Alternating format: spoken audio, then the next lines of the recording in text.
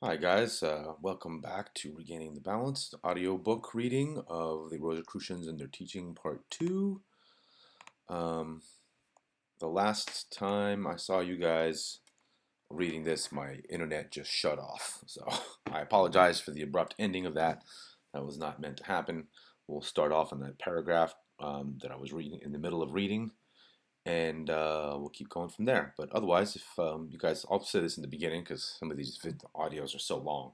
If you like the video, hit the like button, share it, subscribe, all that stuff, and we'll be doing this a lot, reading all kinds of different books. I'm concentrating on some of these books at the moment as a kind of primer to a lot of other research that I'll be bringing to you guys, and to show you that there's lots of other people talking about this kind of stuff, like, for instance, these people. Anyhow, let's go ahead and share the screen here. And make sure the audiobook is good to go. Boop. There we are. Okay. All right. So, continuing. Man's first initiation is the trance, big letters. In dreams commences all human knowledge. In dreams hover all over measureless space the first faint bridge between spirit and spirit, this world and the worlds beyond. But this higher trance cannot be brought on by mere will alone, nor yet in a day. Those that would teach you development without training and purification, without giving up high living, without fasting, meditation, imagination, dreams, bewilderment, will but open your mind while the soul sleeps and the spirit is feeble, and to do so is to place you before that haunter of the threshold while you are not even prepared to take the first step, much less master the terror. Instead of being able to enter the door of the temple, you will fall, as Gideon, as Glyndon, and the terror will be your master. Then God help you. Those so-called occult teachers who would sell you teachings or who would initiate or develop you for a little of the current coin or within a few days or weeks are the curse of the world and higher science. Well, I can't really disagree with that one. I've spent a lot of time in, like, quote unquote spiritual circles, all kinds of different ones, and from evangelical churches all the way through, like, new age type of stuff, as some people would call it. And it's very interesting. You have these quote unquote retreats that people go on, and they come back and they're like, "I'm so enlightened," and it's very interesting. It's very funny because it takes a hell of a lot of work and time and experience and pain and conflict to get anywhere on your spiritual journey, and that's part of learning about you know spirituality in real time. So what he's saying here is very true. Okay, and then you have people should be careful about people like this, charlatans of the sort. It is these that cause disrepute to fall on a noble science, and it is these that cause a great deal of the present day insanity. They are on par with other religious fanatics. These so-called teachers and fanatical preachers are usually men who have never mastered their passions, but have allowed it to burn until there is no real manhood left. Beware of such. Remember that love is the secret of life. Exactly. Passion is death. Remember also, there is no ceremonial initiation in the occult or higher science. That all is but a system of self-mastery, self-development, and there is no easy road, but that all must travel over the same path, no matter who or what they may be. Rosicrucis, or spirituality, is the stone that the builders rejected. Unless you find the stone, you can never enter the temple. Well might Lord Lytton say that, quote, even the third state of being, which the Indian sage rightly recognizes as being between the sleep and the waking, and described imperfectly by the name of trance, is unknown to the children of the northern world, and few but would recoil to indulge in it. Or to indulge it, to do so is to be forced to face the terror, regarding its peopled calm as the Maya and delusion of the mind. Yeah, and delusion of the mind. Instead of ripening and culturing that airy soil from which nature, duly known, can evoke fruits so rich and flowers so fair, they, oh, and wow, this is just in all capital letters for the rest of this paragraph here, strive but to exclude it from their gaze. Let me go back. Sorry. Instead of ripening and culturing that airy soil from which nature, duly known, can evoke Fruits so rich and flowers so fair, they strive but to exclude it from their gaze. They esteem that the struggle of the intellect from man's narrow world to the spirit's infinite home as a disease which the leech must extirpate with pharmacy and drugs, and know not even that it is from this condition of their being, in its most imperfect and infant form, that poetry, music, art, all that belong to an idea of beauty to which neither sleeping nor waking can furnish archetype and actual semblance, take their immortal birth. Okay. Reader, would you follow the true path that will lead you to immortality? If so, then think well over these last few lines. Read them over and over again, and meditate until you learn to know their full meaning. And in them, if you are ready for the great work before you, you will find the secret of the true initiation.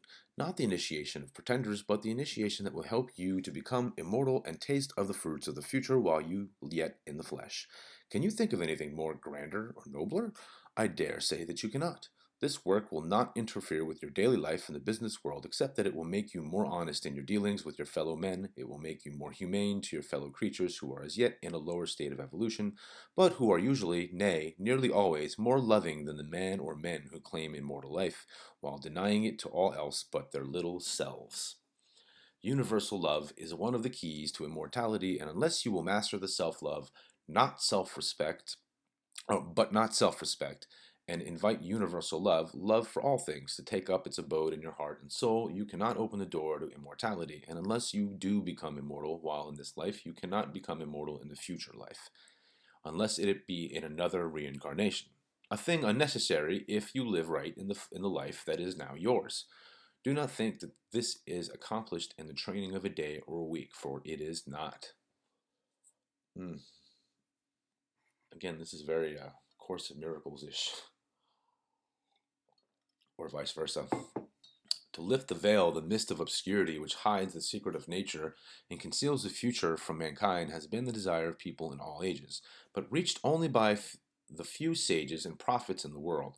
But with divine mediumship, the knowledge of the possibility of communication and communion with the departed, the so-called dead, burst forth like the first rising of the sun, before which all lesser lights grow pale. To become a true medium is to learn to vibrate the astral body as a pendulum between spirit and mortal, and thus reach the third state of being, the state between sleeping and waking, trance, a condition co-equal with both. It is found the key that unlocks the mysterious place where actual soul semblances have their immortal birth. No one can enter full entrancement until he is oblivious to all outward surroundings. The first change is to feel conscious of a thin vapor. This seems and is really breathed in. A fragrant perfume is felt, and the breathing in of this vapor, which is the aether, gives strength and virility to the system. Next, a sort of languor seizes the frame, but without, it seems, communicating itself to the mind. As this creeps over one, he feels the temples seemingly sprinkled with some volatile and fiery essence, which is the elixir or awakening of the soul. A slight tremor shakes the frame and goes thrilling through the veins. The elixir is doing its work. At last, the languor, I guess, languor increases, and its luminous circumference expands and dilates. It gradually becomes softer and clearer in its light, spreading wider and broader. It diffuses all space, and all space is swallowed up in it. At last, in the midst of a silver shining atmosphere, at last it will burst forth within the brain and feel as though a strong chain were broken. An unutterable delight of freedom from the body is felt, and a voice is heard demanding of us what we want or may want, or why we have dared to enter the forbidden spaces. If the neophyte has had the proper training, he has his wish or demand formulated and he demands it in the full strength of his love and trained will. But if he has not been thus trained, he will falter and fear. The terror of the threshold will seize him, and there is no more peace for him until, through the proper training and development, he learns to become master instead of the slave. The student of the occult forces in nature must remember that there are three distinct monads of energy in the universal forces of nature, namely elemental, elementary, and sephiroth. Elementals are the power of nature and are being of energy which never become men. These forces evolved in the four principal kingdoms of earth, air, fire, and water.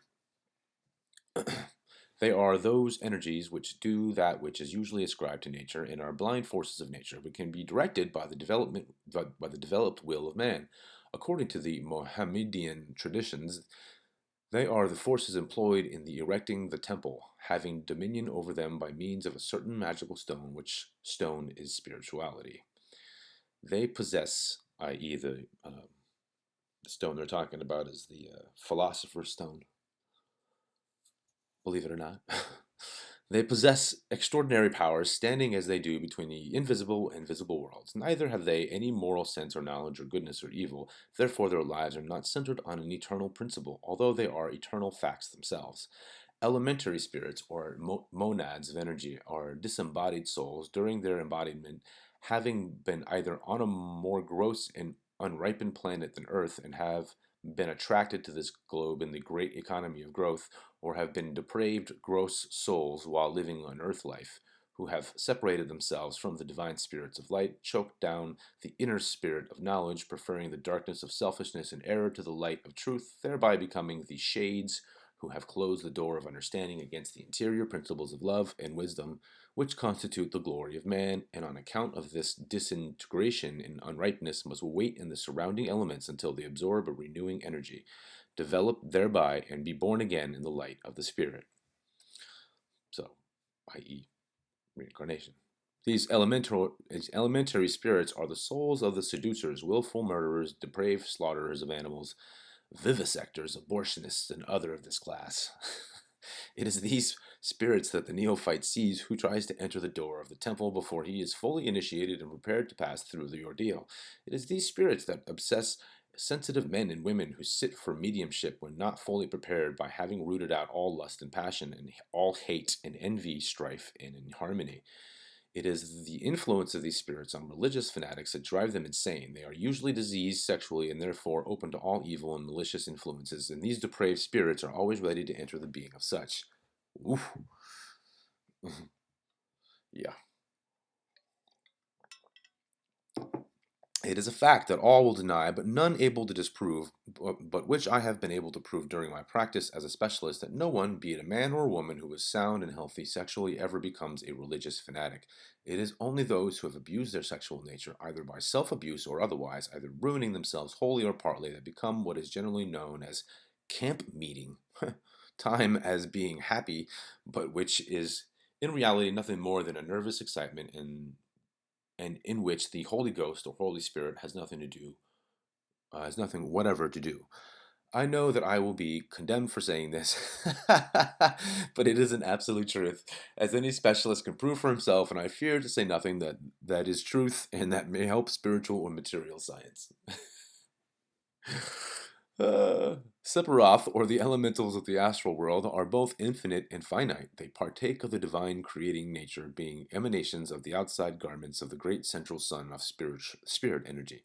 God, therefore, they are therefore they are the elemental forces of worlds and suns. They are the harmonious divine creative wisdom and the conceiving intellect known in the Kabbalah as logos, or knowledge.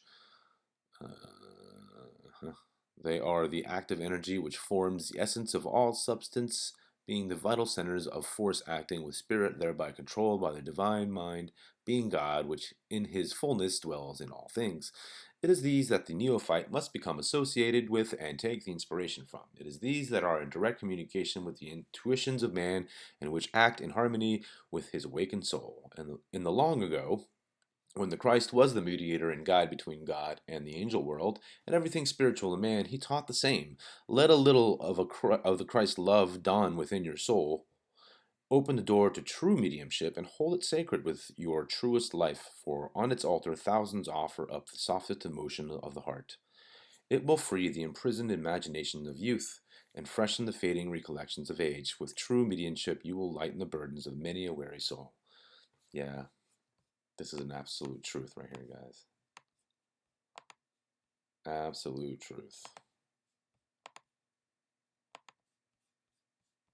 I only say that by experience. If we would walk with the Master who dwells forever in the presence of the divine and infinite love, we must look where we have been commanded, in the sanctuaries of our being, in the pathways of our daily walks. For there, in the spiritual nature, do we become the equal of all, however high the outward station of life. Mediumship, that is, divine mediumship, such as comes by passing through the true initiation, is a new world of truth, understanding, and wisdom, a new life in the world. And new life is not brought forth without pain and partings, and the shedding of old decay. New ideas are not born in the mind without the pains and pangs of parturition. And to get rid of our old ingrained errors of false teaching is like having to tear up by the root of the snag of one's own teeth with one's own hand. Amen to that. And by our own hand and will, this has to be done, for nothing else can do it. New light and life, however, do not come to impoverish, but to enrich, and no harm can befall the nature of which is eternally true. It is only falsehood that fears the transfiguring torch of light. That needs must shrink and shrink until it shrivels away. Revelation has always taught of those who left more pleasant abodes that they might self-sacrificingly minister to the crying needs of earth's dark and sorrowful ones. Thus it must ever be. When any abode of bliss becomes more than a necessary means of development, it is then a sensual luxury, to enjoy which for mere pleasure would be hell itself.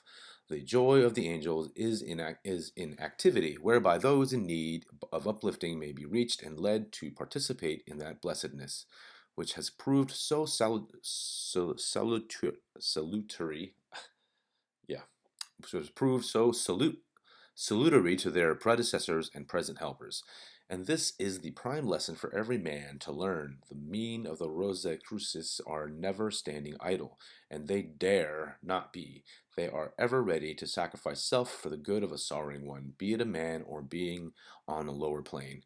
By doing good to others, we do the greatest good to ourselves. And herein lies the great lesson to be learned by all. When we forget self in the doing for others, then is the time when we do the greatest good to ourselves. He that wants nothing gets all. Oh, and this whole idea is something that is repeated over and over again in the Course of Miracles, actually, as well.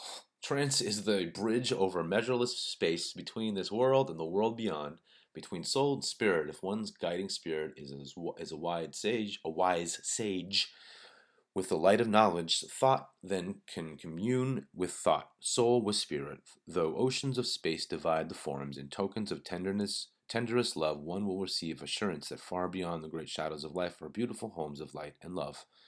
O neophyte, open the door of your soul and welcome the messenger of light, who will form a union of spirit with you.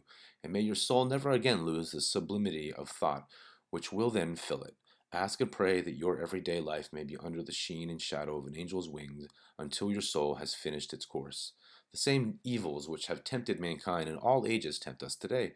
The spirit of love which would have saved mankind from sorrow and borne them to greater joys, if they so willed, will do the same for us, if we will.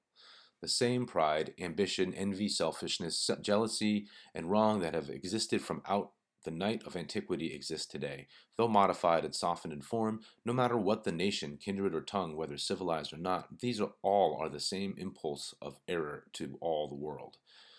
Yeah, I can't disagree with that. The same devil who tempted the old Egyptian tempts us. Their sins are ours, their errors ours, their dooms ours, and their deliverance can be ours if we will. The thing which has been, it is that which shall be. Let him not who is without sin among you cast the first stone. Of all the weaknesses which little men rail against, there is none they are more apt to ridicule than the tendency to believe. Ain't that the truth?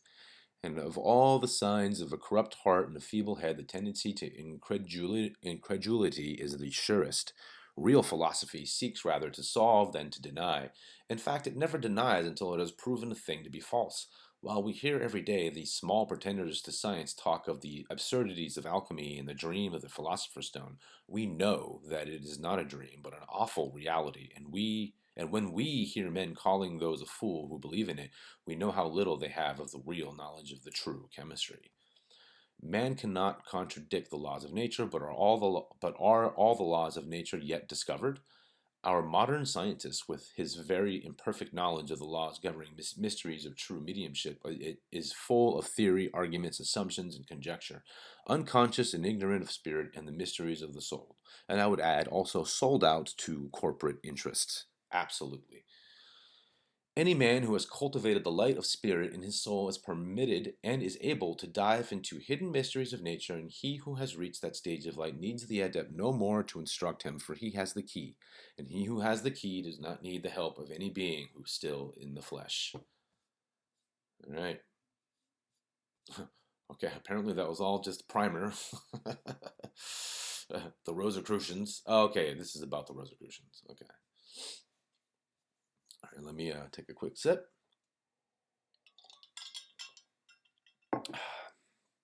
And speaking of the Rosicrucianism, in his book Ulysses, Dr. P.B. Randolph says the Rosicrucian system is and never was other else than a door to the ineffable grand temple of Ulysses. It was the ritual chamber wherein men were tested as to their fitness for loftier things, and even Ulysses itself is a triplicate of body, soul, spirit. There are some in the outer, a few in the inner crypts. Enthusiasts are the ambassadors of God. It is through such only that great truths reach the world, and that world takes exquisite pleasure in crucifying all such. And yet they will arise, proclaim their mission, deliver their message, establish new truth, and march straight to Calvary or Patmos. In all ages there have been men cut out after a different pattern for their contemporaries, and who, for that reason, had and have a different destiny to fulfill.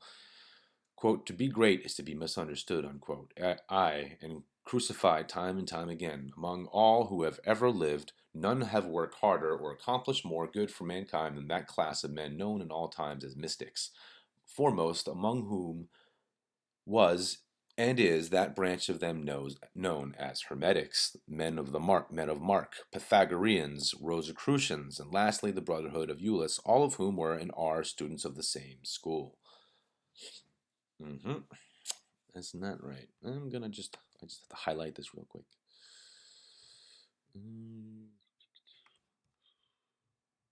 All right, highlighted and bookmarked.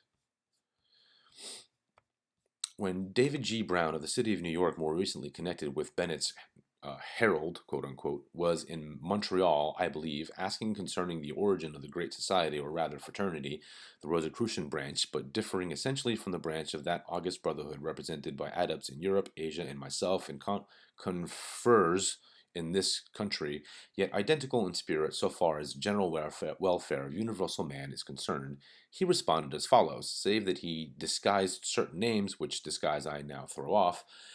As one standing upon the beach by the sea and gazing far off over the turbulent waters finds the horizon lowering in the distance and shutting out the land unseen that lies beyond, so we, standing upon the sands of time, looking back over the sea of our past history, find there is a boundary beyond which the vision cannot extend, a point where many have written, no more beyond.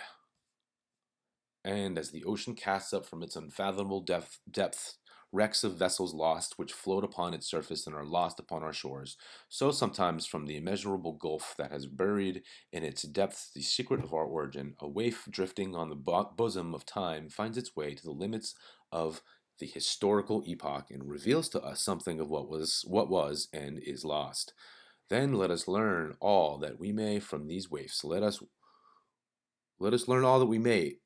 Let us learn all that we may from these waifs. Let us wander upon these trackless shores of a silent sea, and bring from its driftwood and wrecks all that may be gathered. Let us add all that may be added to our childhood's glory, to our manhood's suffering, and our coming triumph. We will be proud that we are disciples of Hermes Trismegistus, that thrice-sealed Lord of Mind, the mystical Melchizedek of Bible repute. But let us not forget to be proud that we were disciples of the viewless God. Twine the laurel wreath for the victor, but add the cypress for the victim. I just have to do this real quick, guys, because exactly. Let us go then to the land of romance and dream, the land of the holy Biblis. Oh man. This book's got Phoenicia written all over it. The land of Holy Byblos, which is not a bad thing, by the way. I'll just say that. There's a lot of theory about Phoenicia and Phoenicians and all that other stuff, but I got some stuff coming up that might change the course of that conversation. So stay tuned. The land of the Holy Byblos in Phoenicia and the sacred Ganges standing upon their shores, our minds will revert back to the dim ages, to the days of our childhood. Well, let me go back. I'm sorry. I kind of stopped here. Okay, so we will be proud that we are disciples of Hermes Trismegistus, that thrice-sealed Lord of Mind, the mystical Melchizedek of the Bible repute. But let us not forget to be proud that we were disciples of the viewless God. Twine the laurel wreath for the victor, but add the cypress for the victim. Let us go then to the land of romance and dream, the land of the holy Byblos and the sacred Ganges. Standing upon their shores, our minds will revert back to the dim ages, to the days of our childhood, and the birth of the mystical reigns of Hermes. We will behold in our mind's eye a succession of kingdoms like the successions of seasons, a rise and fall of dynasties like the sowing and reaping of grain. We will count the number of patricians who live in idleness and luxury, and shudder at the multitude of plebeians who die in agony and want. Behold those monsters of selfishness and cruelty whose insatiable appetite of ambition and pride, wealth and power could not appease, and for those maw the quivering flesh and trickling blood of a people became food. Here and there, we will find men struggling against oppression as we have struggled, people teaching virtue and charity as we have taught, reviled and scorned as we have been. We will discover that others have borne our burdens who had no hope of receiving our reward, that knowledge is universal, that there is a royal road, and that they were as wise in the wisdom of their generation as we in ours. And now tread softly, we are entering the dark realm of the slumbering ages. The dust of a million years has gathered here, and no voice awakened its echoes since the days when the Indian Bacchus consorted with the daughters of men. What? The Indian Bacchus? Huh. Oh, that's just a whole nother clue right there for me. Sorry, guys, I gotta highlight this one again. This book is just so full of clues. We have left the land of the probable and are journeying in the regions of the possible. And here we are in quantum physics speak here. This is before quantum physics was actually even invented, so to speak, officially. The footprints here and there are of mortals, but those who have beheld the hidden mysteries of Ulysses, who are familiars with the Kabbalah, who have raised the veil of Isis and revealed the Krishna, the Yea or the AA, behold in the distance, shining from the east as the sun from the sea, the unquenchable torch of her who is nameless. Observe the stars that circle around her as she kneels to write upon the sand.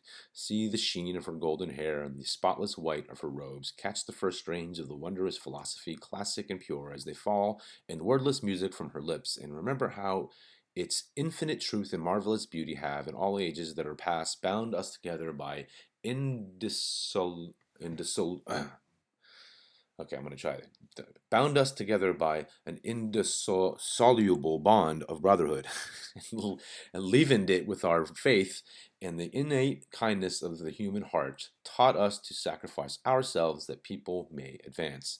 They were fragments of this philosophy which we wore as a crown of glory on our natal morn, that were disseminated by our master and his innumerable followers, and cast hither and thither upon the stream of time. We were finally washed by successive waves of war and pilgrimage to the shores of Egypt.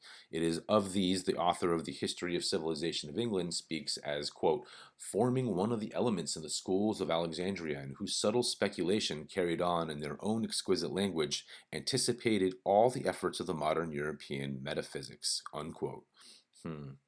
They were fragments of this philosophy which, perverted by the strong individualities of Plato, Aristotle, and became alike the systems of their schools, the portico, the grove, and the garden.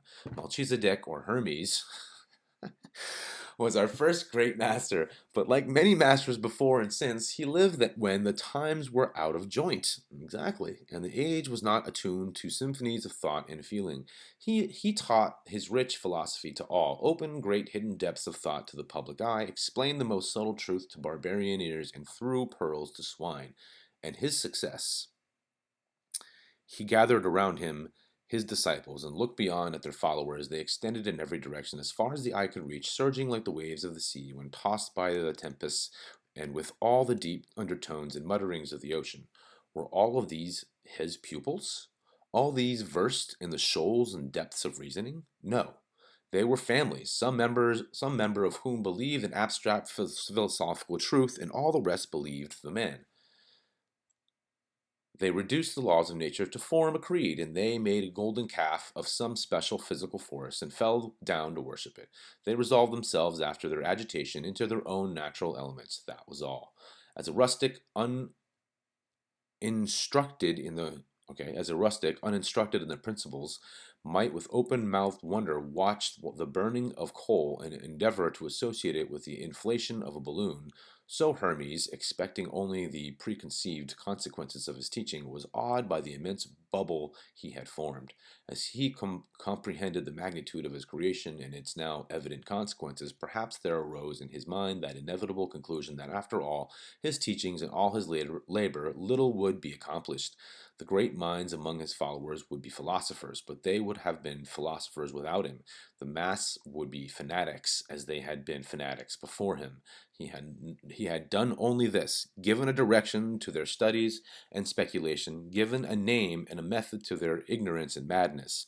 And all this scholasticism and philosophy, all this ignorance and madness would be the new religion of India, would take the place forever of her first idolatry. How interesting. Talking about Melchizedek and Hermes in India. And I got a book, guys. So maybe I'll read that one next. It's gonna be very, very interesting. It's gonna connect very much with what this is saying here. And it's not written. It's not part of the same group of authors or anything either. It's actually a book about India itself. So we received our heritage, and the soul philosophy vanquished from India, and the world as a dream. The kernel was hidden, and the shell alone permitted to remain to excite the awe of past generations and the wonder of ours. Ah, most noble master, you have long since, like her who came before you, passed forever among the shadows of the invisible and the dark, but deathless realms where our fathers have gone before us. But as the material form was indestructible and lives forever in that land of blossoms and flower, so that spiritual and ideal emanation shall, through all coming time, live in the minds of men, and never cease to be born anew, and never cease to be born anew, for Ulysses' nature is infinite and eternal.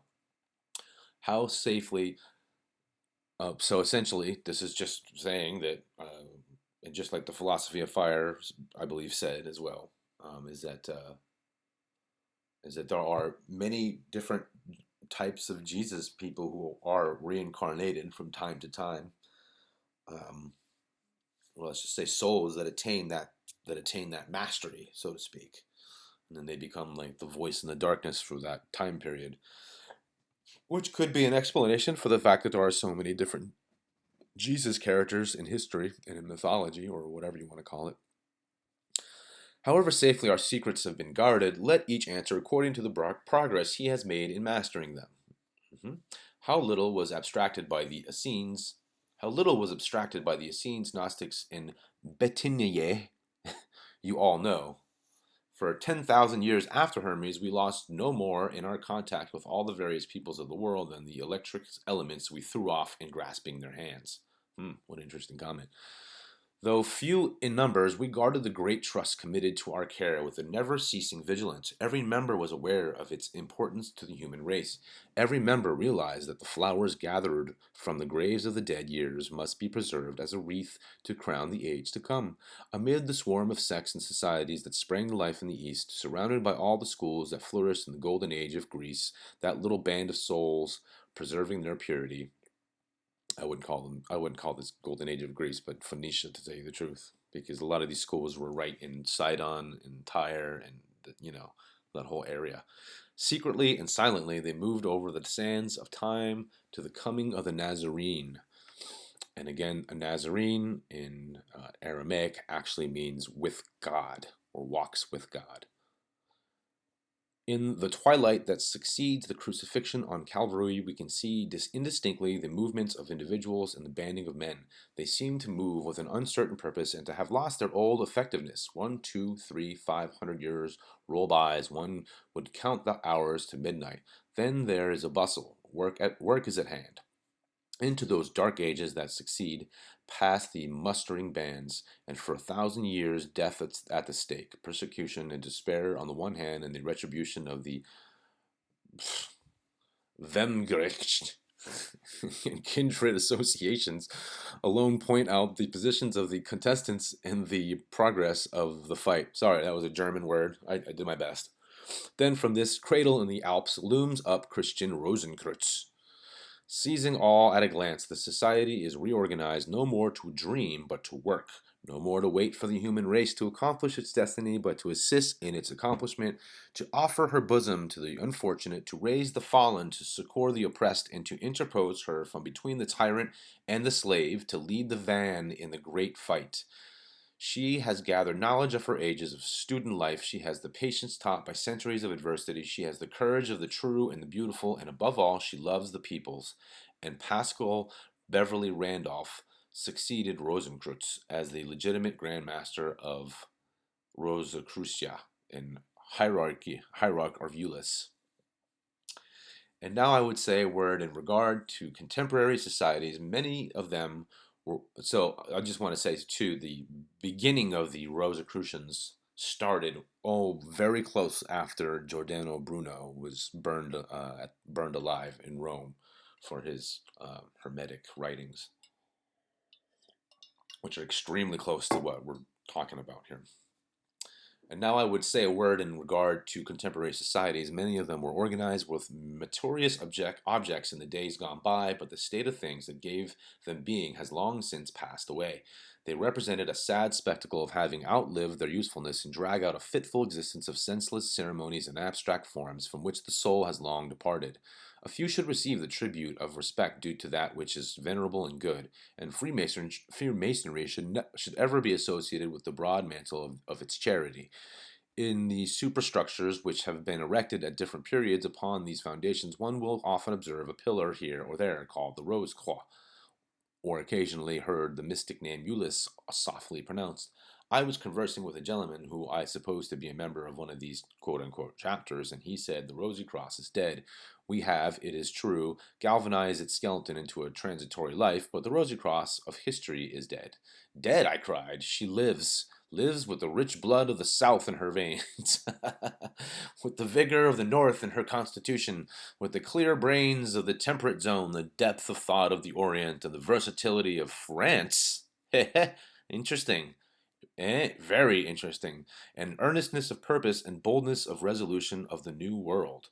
Lives these 300 years that you think her dead, as she lived the countless centuries before you thought her born, and may she never cease to have a fitting casket for her jewels, and remain a reflex of the glorious truth and beauty of the superlative wisdom, power, and goodness. Okay, guys, I'm sorry, but I got to highlight this real quick because the France thing was surprising. And I'll just say real quick that I'm sort of sniffing around on the trail of some of the other videos I'm doing about the flood of Rome and the events of 1530. And one thing that is becoming very clear to me is that the quote-unquote Holy Roman Empire, which is the Habsburg Empire, which is also Spain and Portugal and all of Austria and Germany and that whole area, they were really at the throats of France, big time. And France was like, it seems to be one of the big countries that really were the only ones to fight against this really insane powerhouse, which took over Belgium and also the Netherlands, and also eventually married the royal family of England, became Habsburgs themselves. So just, there's going to be way more about this subject, but it's very interesting that this is the versatility of France is placed in this part here, because France definitely got the bad end of the stick for sure. Not saying France is perfect, but we'll get into that in a more detailed video in the future. Continuing, so far well, but at last the world wants to know more of that wonderful fraternity which nameless at times for long centuries blossomed a few centuries ago as the Rosicrucia, but now has leaped into the forefront of all real reform movements of its wonderful age, and lo, the banner of peerless Euless floats proudly, rock-founded, on the breeze. We, the people of Euless, be it known, are students of nature in her interior departments, and rejecting alike the coarse materialism of the ages and the sham, quote, philosophies, unquote, of the ages, past and current, except only that which forces conviction by its irresistible logic. Men who realize, in big capital letters, the existence of other worlds than this are not apt to give loose rein to passion, nor be content with fraud in any shape. We cannot take say-sos for facts, and therefore we reject much that appeals to others with the force of truth. We are ambitious to solve all possible mystery. We prefer one method to all other hyperhuman agencies, knowing it to be infinitely preferable to all other modes of reporting the occult and mysterious, and this book and all others from the same pen is but a very imperfect sketch or outline of the sublime philosophy of the Templars of Euless. We know the enormous importance of the sexive principle, that a menstruating woman is an immense power if she but knew it. And that a pregnant one holds the keys of eternal mystery. I laughed at that because of the way it's written. Okay, let me go back. I'll do it more seriously. We know the enormous importance of the sexive principle, that a menstruating woman is an immense power if she but knew it, that a pregnant one holds the keys of eternal mystery in her hand, and that while thus she can make or mar any human fortune. We know the mystic act is one unhinging the gates alike of heaven and hell, and we know two semi-brainless people may, by an application of esoteric principles, stock the world with mental giants. But where shall we find the students? Are not all people nearly the slaves of lust, place, gold? Well, we find one now and then, and we hail him or her as the Greeks hailed the sea with excessive joys. Again, it's not, wow. You're talking about a sea people. This are the Phoenicians, and a lot of these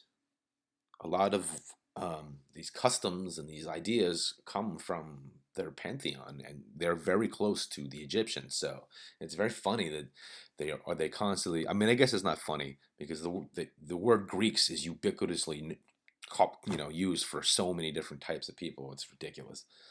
Anyways. As the Greeks hailed the sea with excessive joy, thalata, thalata, they are not multitudinous now, sorry, but will be in the good time coming.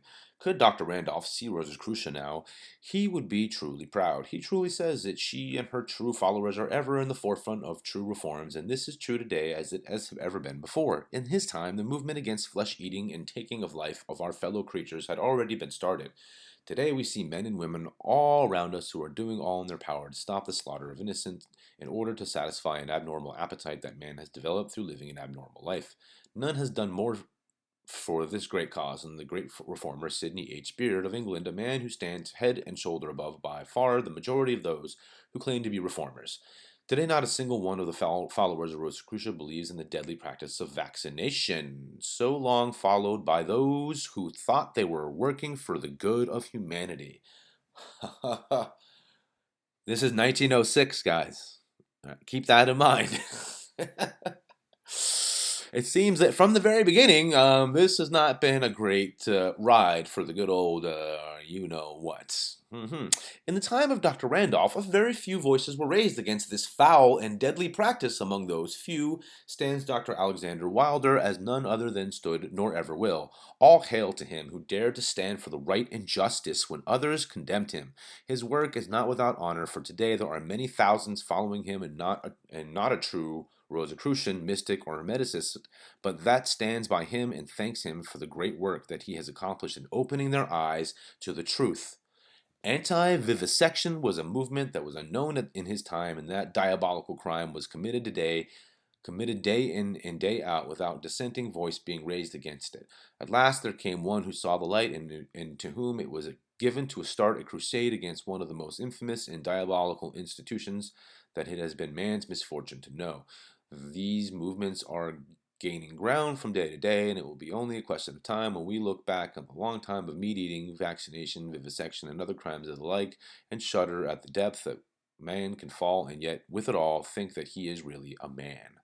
These are the things that Dr. Randolph and the old masters might be well proud of. No longer do men of Rosicrucia kill their fellow creatures to live. No longer do they poison their children with foul and deadly matter, believing that they can keep a disease out of them which never comes from the outside. No longer do they cut up their fellow creatures alive under the delusion that they are advancing science, which is in reality pseudoscience. No longer are their women slaves to the blind passion of their men. All is beginning to be free, and soon freedom will be the watchword. Quote, live and let live, unquote, shall be then our motto for all humanity as it is now for the few. For all humanity as it is now for the few. The Rosicrucian fraternity does not claim supernatural force, either divine or otherwise. They claim that for centuries their order was familiar and conversant with the psychic force and kindred occult laws of nature, that they discovered in nature a force more subtle than electricity, which, under certain conditions, they can control by power of mind and will, and with its aid, federation and assistance, and accomplish much that is exalted and good for mankind, and, through a psychic power far beyond the capacity of man, can do many things which seem to border on the miraculous. There is a spiritual power residing in the soul of man, which enables the latter to attract, influence, and change things.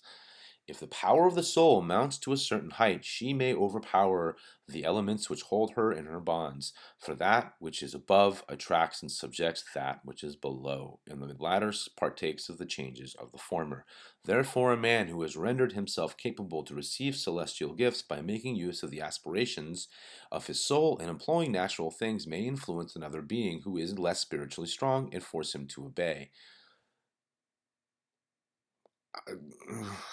I would disagree with the word force because it's not really forcing. It's more like helping them to see, and the obeying of themselves is that connection that they then make. And so it's not forcing people to obey anything. It's showing them a path. And when they realize how good this path is, and they take the steps to take it, that is when that real unison comes together. That spiritual connectivity. It is these laws that the Rosicrucian has learned and knows how to use them. He never uses such laws for anything that may harm another, but always for that other's good. Everything belongs to the above, moves that which is next to it below according to its degree and order, not merely in the visible, but also in the invisible part of nature. Thus the universal soul moves the individual souls. The mind acts upon the animal, and the animal upon the vegetable principle. Each part of the world acts upon every other part, and each one is capable to be moved by another, and upon each other of the lower worlds acts the higher world, according to the attributes and conditions of the former, just as the one part of the animal organism acts upon the other. It is to understand this law and to learn to know which acts on the other that constitutes the secret of the let me go back. It is to understand this law and to learn to know which acts on the other that constitutes the secret of alchemical arts. The lower can never act on the higher unless the higher is neutral or passive. It is to learn to know these forces work on each other that constitute the great secrets of the secret arts.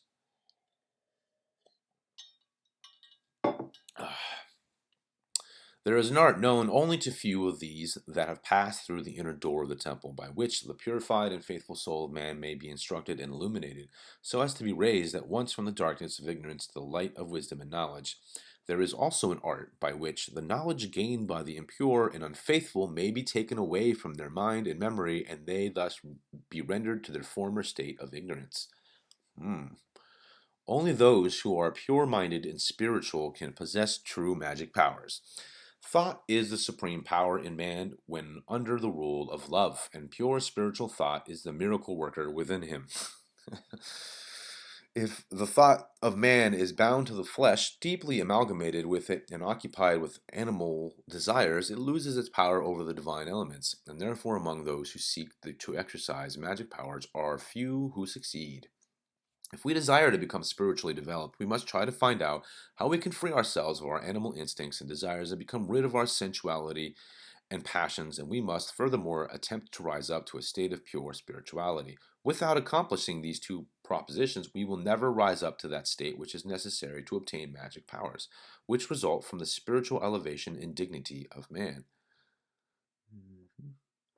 Such a process of development and unfolding is not accomplished at once, but requires time and patience. A neophyte cannot immediately understand the mysteries of initiation when he enters the sacred precincts.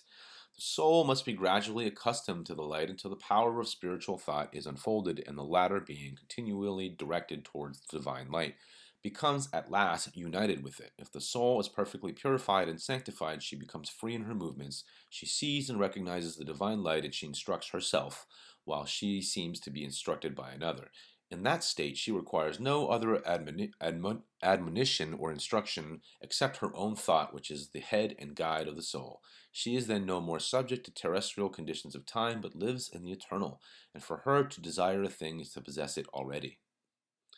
Wisdom, wisdom as a principle is inconceivable unless it becomes manifest in the wise, and only the wise are capable to recognize it. A man without knowledge knows nothing. It is not man in his aspect as a being without any principle who can know any principle whatever. It is always the principle itself that recognizes itself in other forms. Thus, if a person wants to know the truth must be alive in him. If there is no truth in him, he can perceive no truth, neither within himself or in external nature. Forever is the truth crucified between the two quote-unquote thieves, who are nothing else but superstition and skepticism. If we see only one of the crucified thieves, we are liable to mistake him for the truth.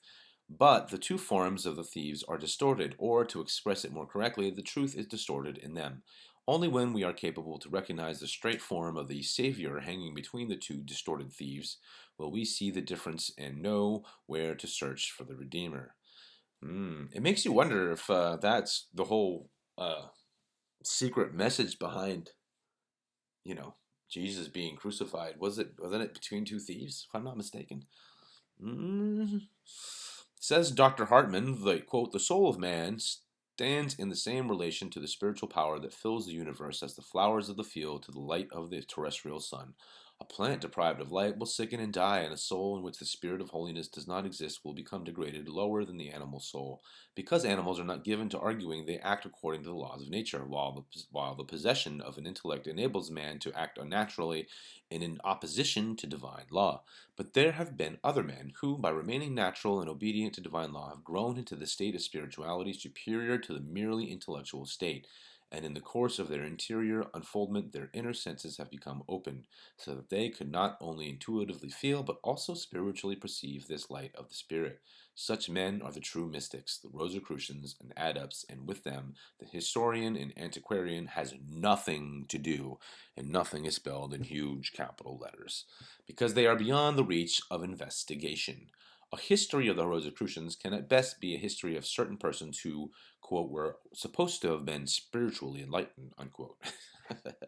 It would have to remain forever uncertain whether a person mentioned in such a history had really been a Rosicrucian or not, because that which constitutes a man, a saint, and a sage does not belong to this earth and cannot be examined by mortal men.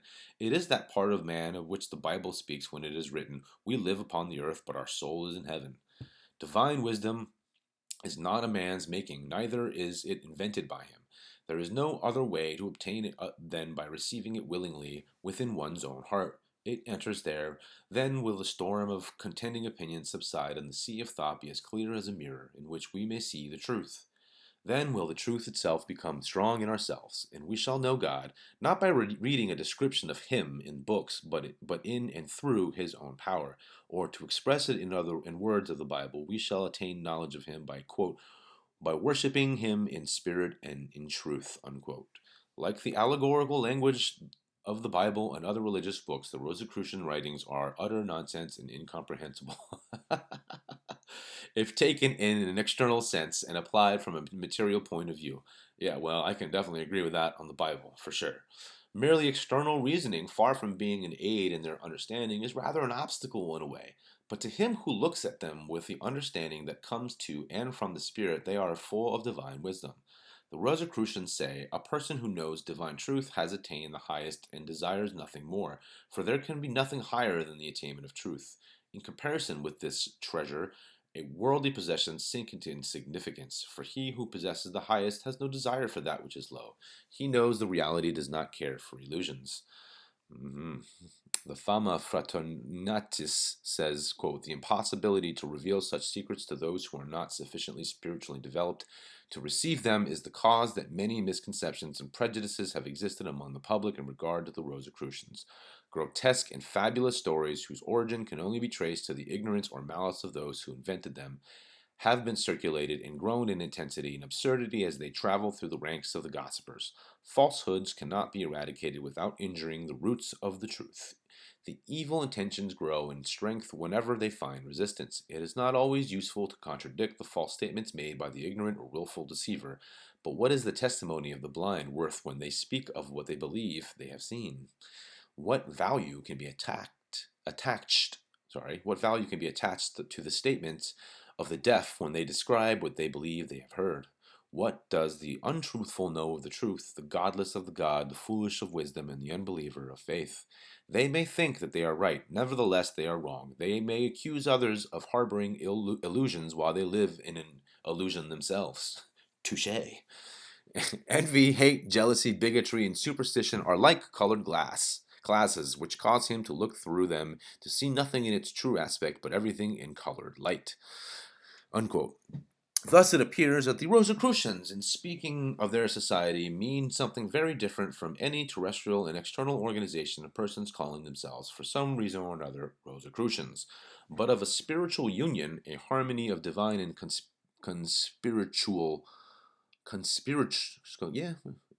an harmony of divine and conspiritual, but nevertheless individual powers, such as the angels are supposed to be, which are not concerned in any history connected with the tomfooleries of external life. It is of this spiritual quote-unquote association of which they speak when they say, quote, our community has existed ever since the first day of creation, when God spoke the word, let there be light, and it will continue to exist till the end of time. It is a society of the children of light, whose bodies are formed of light, who live in the light forever. In our school, we are instructed by divine wisdom, the heavenly bride, whose will is free and who comes to him who she selects. The mysteries which we know embrace everything that can possibly be known in regard to God, nature, and man. Every sage that has ever existed has graduated in our school, in which he could have learned true wisdom. We have among our members such as do not inhabit this globe. Our disciples are distributed all over the universe. They all study one book and follow only one method of studying it. Now, this is starting to sound like the Law of One books, if you guys know anything about that. Our place of meeting is the temple of the Holy Spirit, pervading all nature, easily to be found by the elect, but forever hidden from the eyes of the vulgar. Our secrets cannot be sold for money, but they are free to everyone who is capable to receive them. Our secrecy is not caused by an unwillingness to give, but by the incapacity to receive on the part of those that ask for instructions. You know, I mean, that could very well be why these people are secret societies and they do hold secrets, because not everybody is responsible, right? There is only one eternal truth. There is only one fountain of love. Love cannot be given. It must be born in human heart. Whenever the quickening takes place, we attend to the birth of divine love. We are in possession of a light that illuminates the profoundest depths of darkness and enables us to know the deepest of mysteries. We have a fire by which we are nourished and by which wonders may be performed in nature. Everything in this world is subject to our will, because our will is one and identical with the law. Nevertheless, our will is free and bound by no law. And I'm going to have to stop real soon. Okay, good. Do you wish to become a member of our society? If so, enter within your own heart and hearken to the voice of silence. Seek the master within yourself and listen to his instructions. Learn to know the divinity that seeks to manifest itself within your soul. Throw away your imperfections and become perfect in God. Were man to learn the meaning of the foregoing, he would not need to seek further for divine knowledge. It must be remembered, however, that this does not refer to the man of flesh, but to the real man, the quote-unquote inner being. Man is both body and soul or spirit, and the Rosicrucians speak of the spiritual man, the inner being. The body of man is not above disease and death and cannot avoid pain and suffering. It requires to be sheltered against the elements and needs food to sustain it. But the man of spirit is free and requires neither. It has been said that man can develop so great an extent that he will not become sick and will not need to suffer the pain that ordinary mortals do. This is not within reason, but the contrary is true. The further advance a man makes and the greater the development, the more liable he becomes to diseases and pain. The reason for this is very simple. The higher development of the spirit, the weaker the body becomes and the more liable to disease, unless both body and spirit are developed at the same time. This is the true way to develop, but so very few do it, and nearly always when we see a man fully developed mentally and spiritually, we find that he is possessed of but a weak body. No Rosicrucian has ever lived that made the claim that mortal man or the mortal part of man need not die. The claim is made that life can be prolonged even to hundreds of years, but the son of Adam must die. Says Dr. Hartman, quote, "The spirit of man is not of the world. It belongs to eternity. There never was a time when the spirit of man was not, even since the beginning of creation. Neither is its presence limited to this planet Earth. He who succeeds in merging his consciousness with that of the divine spirit that overshadows his personality, and which is his own real self, will know his past form of existence and see the future. But the animal principles in man cannot partake of that state. They die and enter again into the chaos, the storehouse of the production of forms." Ooh. Okay, well, that's some heavy stuff right there, huh? What? What is this?